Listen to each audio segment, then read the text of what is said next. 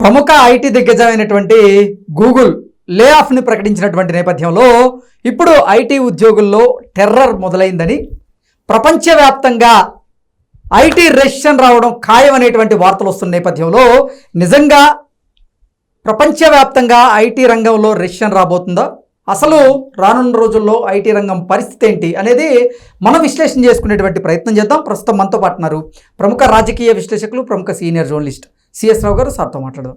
Sir నమస్తే. Sir, ప్రపంచవ్యాప్తంగా IT రంగంలో రెసిషన్ రావడం ఖాయం అనేటువంటి వార్తలు అయితే ఇప్పుడు సోషల్ మీడియాలో చక్కర్లు కొడుతున్నాయి. ఐటీ రంగం పతనం అవుతుంది. ఇప్పటికే గూగుల్ సంస్థ కొన్ని లే ఆఫ్ను ప్రకటించింది. ఇక ఐటీ రంగంలో ఉన్నటువంటి ఉద్యోగుల పరిస్థితి డమాల్ అంటే కొన్ని వార్తలు వస్తున్నాయి. ఏంటి అసలు ఐటీ రంగం పరిస్థితి ఎలా ఉండబోతుంది ఇప్పుడు రోజుల్లో? ఏ రంగం ఎలా ఉంటుంది, ప్రపంచవ్యాప్తంగా ఆర్థిక పరిస్థితి ఏంటి, ఆ ఆర్థిక పరిస్థితికి మూలాధారం ఏంటి, రాబోయేటువంటి రోజుల్లో ఏ రంగం అభివృద్ధి చెందే అవకాశం ఉంది, దీని మీద స్టడీ చేసి కొన్ని సంస్థలు నివేదికలను విడుదల చేస్తూ ఉంటాయి. తాజాగా వచ్చినటువంటి నివేదికను బేస్ చేసుకుంటే కనుక రాబోయేటువంటి రోజుల్లో సాఫ్ట్వేర్ అనేది గడ్డు పరిస్థితులను ఎదుర్కోబోతుంది ప్రపంచవ్యాప్తంగా అనేది ఒక నివేదిక. అయితే దానికి బలం చేకూరేలా ఇప్పుడు గూగుల్ ఒక ప్రమాదకరమైనటువంటి ప్రకటన చేసింది. సుందర్ పిచ్చై స్వయంగా ఆయనే చేశాడు. ఆయన ఏం చేశాడంటే లే ఆఫ్లు ప్రకటిస్తున్నాం మేము అని చెప్పి. ఆల్రెడీ లే ఆఫ్లు ప్రకటించున్నారు గూగుల్ వాళ్ళు గతంలోనే. లాస్ట్ ఇయర్ దాదాపుగా 12,000 మందిని తీసేశారు. ఇప్పుడు మళ్ళీ లేటెస్ట్గా మళ్ళీ లే ఆఫ్లు ప్రకటించేస్తారు, అఫీషియల్గా ప్రకటించారు. సుందర్ పిచ్చై గూగుల్ సిఇఓ ఆయనే ప్రకటించారు. సో గూగుల్ అనేది వరల్డ్ వైడ్ అది టెక్ లీడర్. మరి గూగుల్ లాంటి సంస్థే లే ఆఫ్లు ప్రకటిస్తే మిగతా కంపెనీల పరిస్థితి ఏంటి? ఖచ్చితంగా మిగతా కంపెనీల్లో లే ఆఫ్లు అయితే ఉంటాయి కదా. ఇప్పుడు లేటెస్ట్గా వచ్చినటువంటి అఫీషియల్ డేటా ఏంటంటే 333 కంపెనీల్లో 6 నెలల్లో 6 monthsలో సుమారుగా 1,00,000 మంది ఉద్యోగులకి ఉద్యోగాలు పోయినాయి అని చెప్పి నివేదిక, అఫీషియల్ నివేదిక. పోయినాయి ఆల్రెడీ లే ఆఫ్స్ ప్రకటించేశారు. అంటే గత 6 నెలల్లో 6 months, ఓన్లీ 6 months గ్యాప్ లో 1,00,000 మందికి ఉద్యోగాలు పోయినాయి 333 కంపెనీల్లో.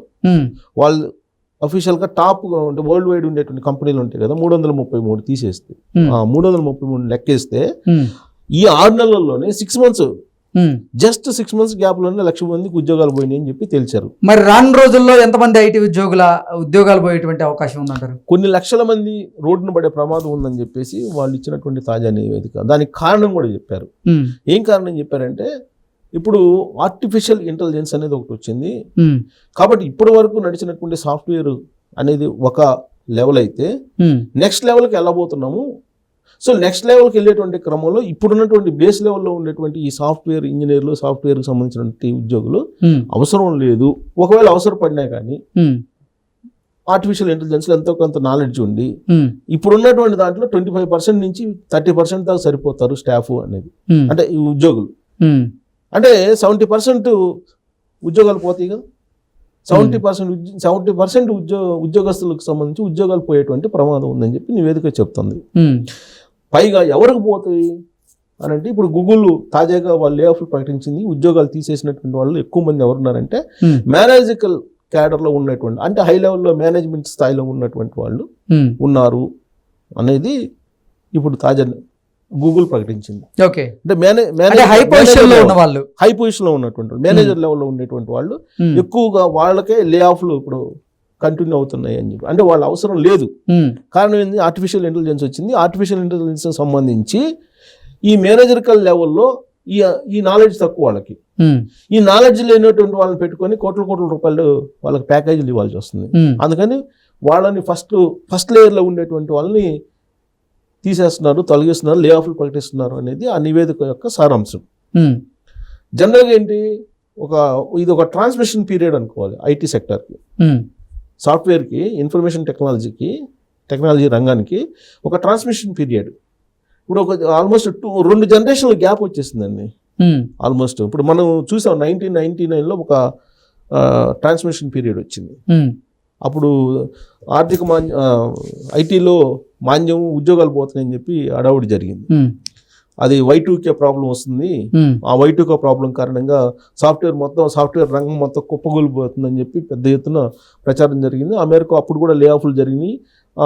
అమెరికాలో మనం ఒకసారి గుర్తు చేసుకుంటే కనుక అమెరికాలో చాలామంది ఈఎంఐలు కట్టలేక అక్కడ ఎక్కువ మంది హౌస్లు ఈఎంఐలో తీసుకుంటుంటారు.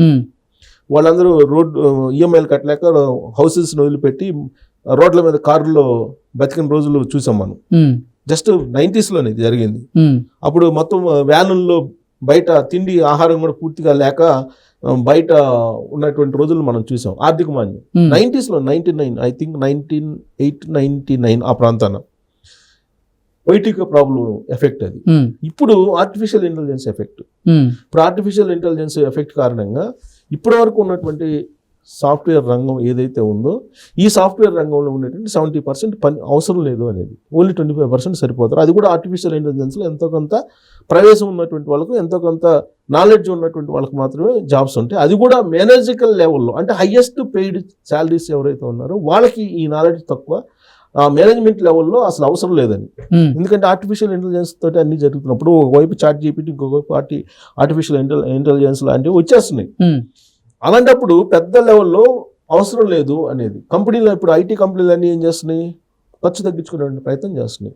అసలు మీకు కంపెనీలనే మూసేసేటువంటి పరిస్థితి ఏర్పడుతుంది. కారణం ఏంటంటే ఆర్టిఫిషియల్ ఇంటెలిజెన్స్ వచ్చిన తర్వాత నీకు కంపెనీ ఆఫీసుకు పోయి పనిచేయాల్సిన అవసరం లేదు.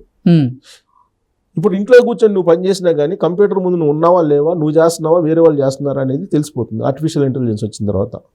ఇప్పుడు మీకు ఎక్కడ దాకా IELTS ఉందా, ఈ IELTS ఇలాంటివన్నీ కూడా ఇప్పుడు ఎగ్జామ్ రాసేవాళ్ళు కొంచెం అటు ఇటుగా వెళ్తే నిన్ను డీబార్ చేసుకోవాలి, అంటే నిన్ను అనర్హత కింద గుర్తిస్తుంది అది. అలానే ఇప్పుడు నువ్వు ఇంటి దగ్గర నుంచి పని చేయి, నువ్వు ఎక్కడి నుంచి పని చేయి, బట్ నువ్వు సిస్టమ్ ముందు కూర్చొని పని చేస్తున్నావా లేదా నా పని అని చెప్పి వాళ్ళు అక్కడి నుంచి మానిటర్ చేస్తారు.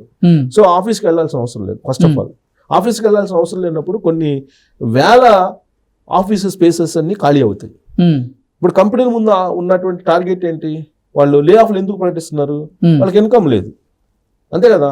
ఇన్కమ్ లేనప్పుడు వాళ్ళు ఏం చేస్తారు, ఎక్స్పెండిచర్ తగ్గించుకుంటారు. ఇది బిజినెస్ ఫార్ములా, ఇది ప్రైమరీ ఫార్ములా. నీకు ఇన్కమ్ లేనప్పుడు ఎక్స్పెండిచర్ తగ్గించుకుంటారు. ఇప్పుడు ఇన్కమ్ లేదు. ఇన్కమ్ ఎందుకు లేదు, ఇప్పటివరకు ఉన్నటువంటి సాఫ్ట్వేర్కి సంబంధించినటువంటి ప్రాజెక్ట్స్ ఏమీ ఉండవు. ఏ ప్రాజెక్ట్స్ వస్తాయి భవిష్యత్తులో, ఆర్టిఫిషియల్ ఇంటెలిజెన్స్ సంబంధించిన రిలేటెడ్ ప్రాజెక్ట్స్ వస్తాయి. ఈ ఆర్టిఫిషియల్ ఇంటెలిజెన్స్ రిలేటెడ్ ప్రాజెక్ట్స్కి ఇప్పుడున్నటువంటి స్టాఫ్ వాళ్ళకు ఉండేటువంటి నాలెడ్జ్ సరిపోదు. కాబట్టి ఈ 70% పోతుంది. అది కూడా మేనేజరికల్ లెవెల్లో ఉండేటువంటి వాళ్ళు అసలు అనవసరం, వీళ్ళకి అసలు వాళ్ళ అవసరమే లేదనేది ఇప్పుడు గూగుల్ లాంటి కంపెనీలు భావిస్తున్నాయి. దాంతో ఏర్పరేస్తున్నాయి లే ఆఫ్లు పెట్టేసి. 6 నెలల్లో 1,00,000 ఉద్యోగాలు పోయినాయి అంటే రాబోయేటువంటి రోజుల్లో ఇన్ని ఉద్యోగాలు పోతాయి. వన్స్ ట్రంప్ అమెరికాలో ప్రమాణ స్వీకారం చేసిన తర్వాత టోటల్ సీన్ మారిపోయే అవకాశం ఉంది. ఎందుకంటే జెలెన్స్కీ ఆయన ఎక్స్-వేదిక, ఆయన టెస్లా, అతను ఏంటంటే మొత్తం ఉద్యోగాలు తీసేయాలి అనే కాన్సెప్ట్ కోసమే ఆయన సలహాదారుగా పెట్టుకున్నారు. సో కాబట్టి లే ఆఫ్లు భారీగా ఉండేటువంటి అవకాశం ఉంది రాబోయేటువంటి రోజుల్లో. దానికి ఇండికేషన్, సంకేతంగా ఇప్పుడు గూగుల్ అఫీషియల్గా సుందర్ పిచ్చై లే ఆఫ్లు ప్రకటించారు. సో రాబోయేటువంటి రోజుల్లో ఒక పెద్ద ప్రమాదాన్ని, పెద్ద రిషన్ని ఐటీ సెక్టర్ ఎదుర్కోబోతుంది. మరి దానికి ఎంతమంది బలవుతారో చూడాలి. ఇప్పుడు వచ్చినటువంటి నివేదికల ప్రకారం ఇప్పుడు ఎవరికి లే ఆఫ్ ప్రకటిస్తారో అర్థం కానటువంటి పరిస్థితి. ఎందుకంటే గూగుల్ లాంటి సంస్థే వాళ్ళు పెట్టుకోలేదని అంటే మీకు ఆఫీస్ స్పేస్లు అన్నీ ఖాళీ అయిపోతాయండి.